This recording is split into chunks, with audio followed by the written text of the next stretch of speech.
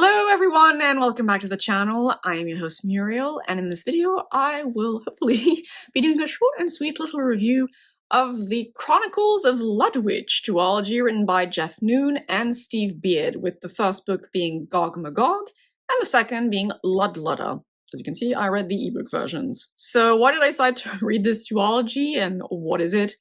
It's a weird fancy duology that I decided to read because it was recommended to me by a bookworm friend who knows that I am a huge fan of, well, the new weird, and more specifically than that, Jeff Vandermeer's fiction, and of course, China Miéville's fiction, and she said that this was very good. So I was like, okay, sure, I'll give it a go. And I went in knowing next to nothing about this duology, actually. So, to give an idea of the story, the Chronicles of Ludwich take place in a country named Cathra, and follows a main character named Katie Mead, Katie being short for Arcadia. Katie Mead is a 70-something-year-old woman and former, well, now retired, ship captain. You will quickly learn, it's a very minor spoiler, that she is a plant person, a hagerer, because, I mean, there are lots of descriptions about her having very strange organic processes and sap and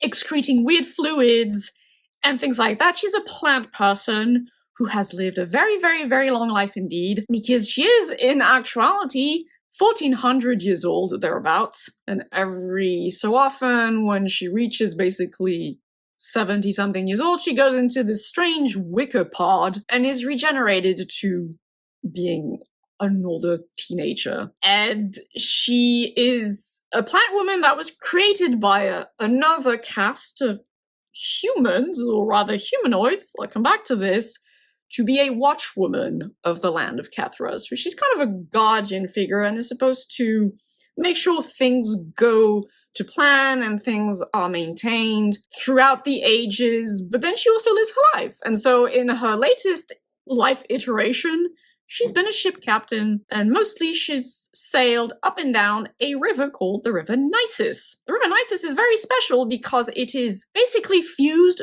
to the ghost of a dragon. Because in the far past, the people of Catra, and presumably the rest of the world, came from the stars, maybe, to a land where there were all these giant reptiles, these dragons, and one of these dragons was called Hakanur, and Hakanur was slain by the mythical founder of Catra, King Lud, and his, well, not his sister Ludda. His sister Ludda was eaten by the dragon, and then gestated within the dragon, and then birthed by the dragon, and inherited some of the magical powers of the dragon. But the dragon was slain, except in this world, when you die, it's not really the end, because then there was a ghost dragon.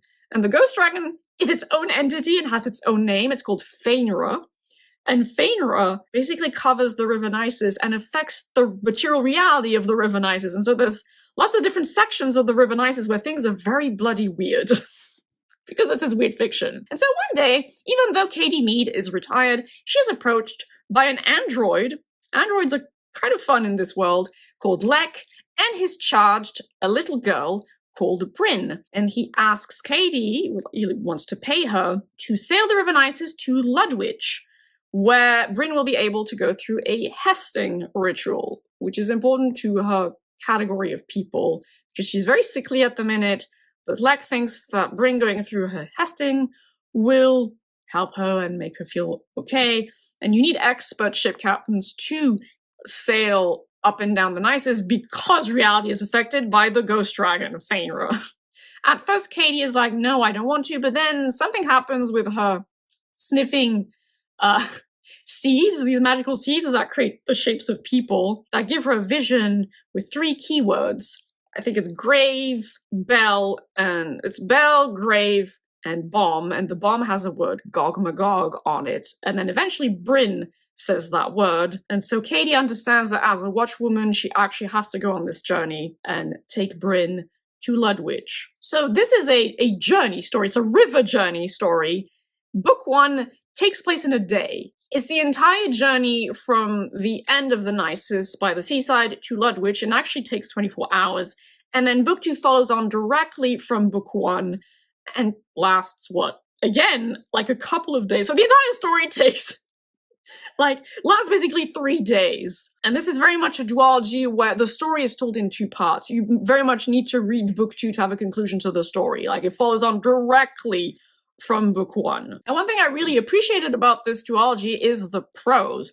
The prose is beautiful in places, really lush and vivid and evocative and just wonderfully descriptive. It brought the world of Kethra, the Nisus, the way Phainera, so this ghost dragon, affects the Nisus. It all was brought to life beautifully. I could feel everything. And I mean, it gets very organic in places, which, you know, is kind of a hallmark of weird fiction, with plants and fungi and waste and animals and the vegetation and the water and the textures. There's a lot said about textures, viscosity, and things like that.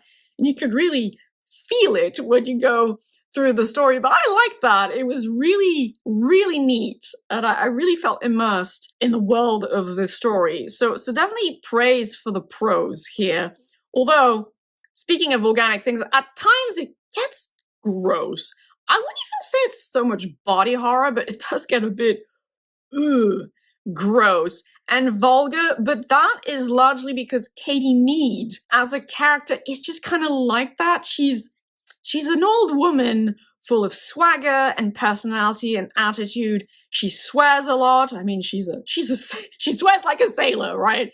So she swears a lot. She talks about pissing, shitting, and her aging body, which I can kind of respect because it's also a perspective you don't necessarily see a lot in literature, especially literature written by men. And so, yeah, at times it's just kind of a bit gross and vulgar, which I'm not necessarily a fan of, but it makes a lot of sense given the character you follow in this book. I mean, she is the main character. It's not told in first person, though. It's written in third person. It's not really omniscient. It's third person.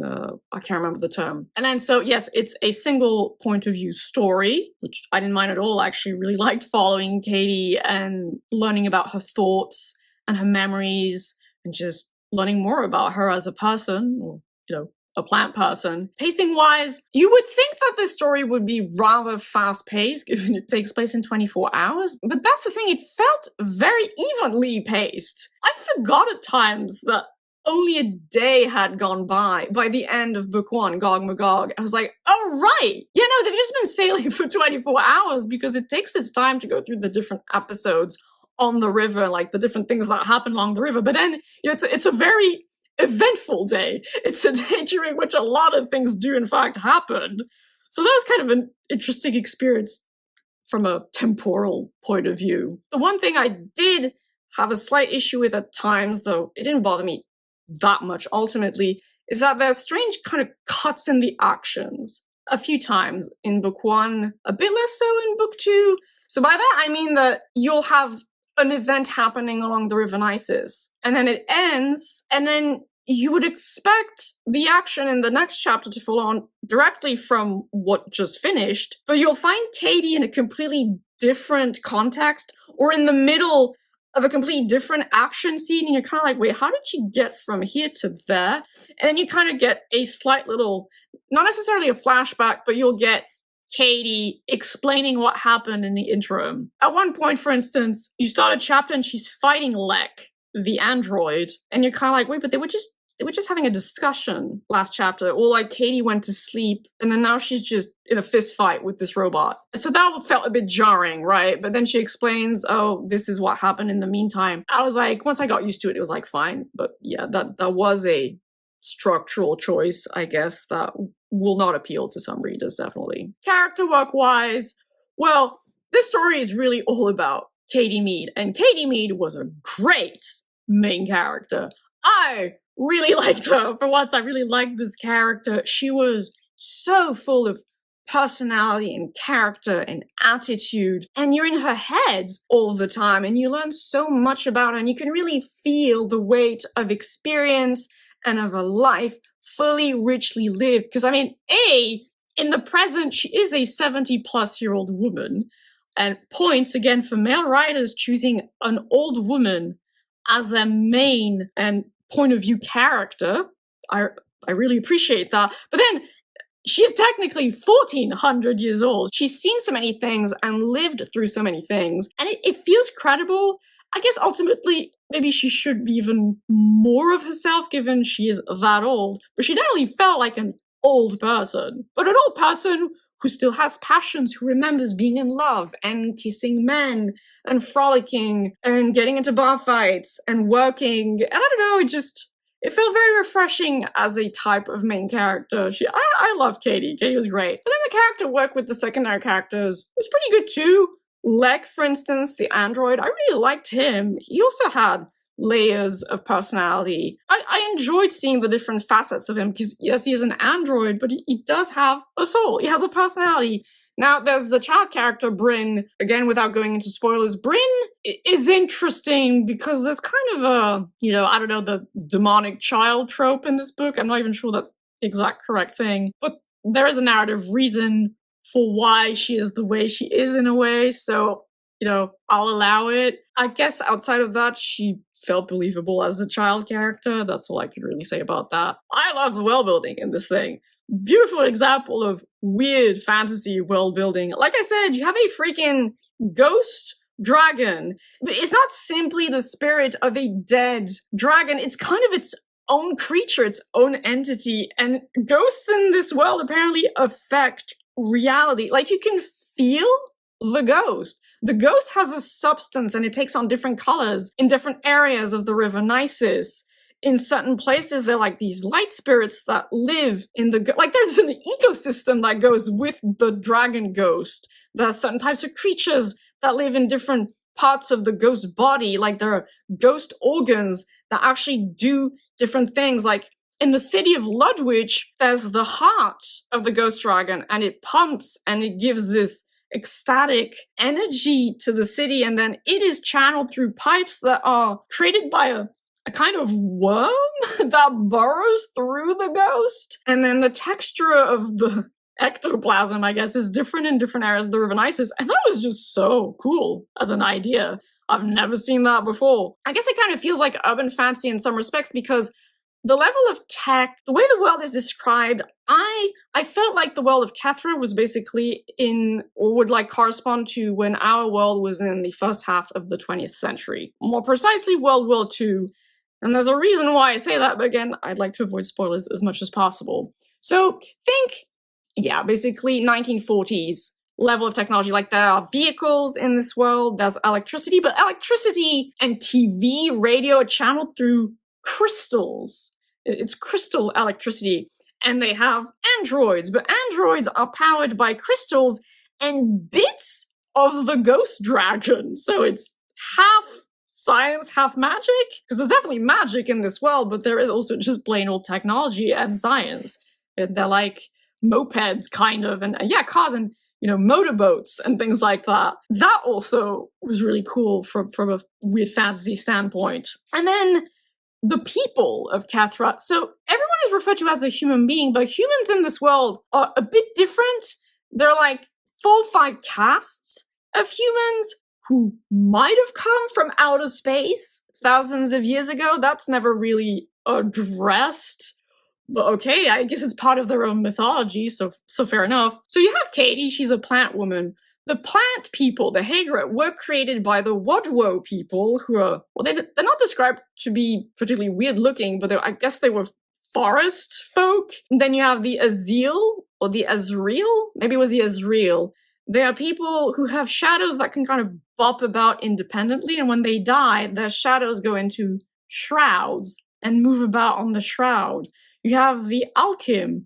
The Alchim have entered into a symbiotic relationship with this insect, which they have an insect that hatches inside their breastplate or something like that, or their lungs, and then when they reach puberty or pre-puberty, sort of, they kind of eat the opposite sex individual of that insect, and then they sprout antennae on their heads. That's the Hasting ritual, basically. So Bryn is an Alchim, and then they can hear each other's thoughts. Then you have the Ephraim, and the Ephraim are humans that have little wings on their backs. So kind of like angels. The magic is so strange, and all these kinds of concepts I've never seen before. It really reminded me of some of China Mieville's world building, which, massive plus for me, obviously. And then the way that Katie describes her relationship to plants, and she always talks about the deep root, and you're kind of given to understand there might be gods involved, but it doesn't really go into that much detail. But I guess there's enough detail given for lots of different elements that it really painted a very vivid picture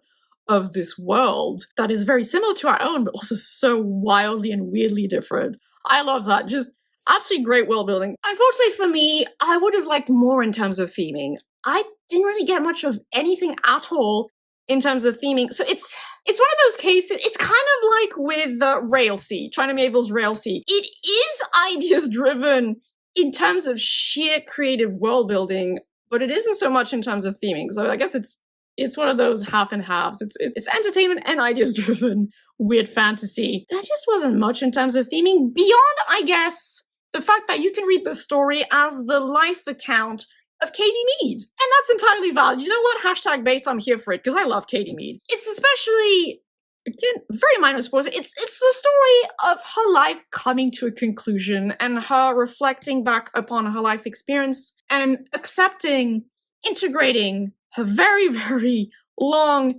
plentiful, rich life and all the experiences of her life. And yeah, it's her story. She's the star of the show. And like I said, I'm here for it. And so I guess that brings me to the rating. I really wish I could rate this higher than I'm going to, but again, I wanted more in terms of I love Katie Mead. I love that it's her story, but still, I can't help it. I wanted more than that in terms of theming and deeper meaning that would be relevant to me as a reader, obviously. But still, I love the world building. Katie Mead was hashtag immeasurably based. So this was definitely, at the very, very least, an extremely solid 7 out of 10. I think it's between a 7 and a 7.5 out of 10 for me. I would definitely very highly recommend this duology if you enjoy weird fiction in general. If you like China Medieval's literature, if you like Jeff Vandermeer's stuff, definitely check it out. Though, again, I would personally argue it's less, well, purely ideas driven. It's less deep in terms of theming, but it's still highly enjoyable. And just in terms of sheer creativity when it comes to the world building is definitely worth checking out. And also, as a quick FYI, I would definitely consider checking out other books by these authors, because, I mean, the prose also. I really like the writing, so I would definitely keep them in mind for future novels within the category of weird fiction. So on that final note, I hope you found this little review, well, the usual entertaining, enjoyable, informative, just a nice little way to pass the time, because that's always valid. I hope you'll have a lovely day, evening, or whichever time of day you prefer. Please do take good care of yourselves. And as always, thank you for watching. And, I shall see you all at some point in the next video. But until then, bye-bye. Oh, and also, because I keep forgetting to mention this, I've been streaming a lot more on Twitch. Sorry to do this, really last minute. But yes, I am streaming a lot more regularly on Twitch. I'm getting really into the video gaming. At the minute, I'm playing Disco Elysium, Nine Souls, and, oh yes, Hollow Knight Silk Song. So if you'd like to hang out with me there, you're more than welcome. I also have now a second channel where I'm uploading video game VODs. At the minute, I'm only doing it for Hollow Knight Silk Song, but I will be doing it for other games in the future. So if you want to check that out, that'd be great. Okay, bye!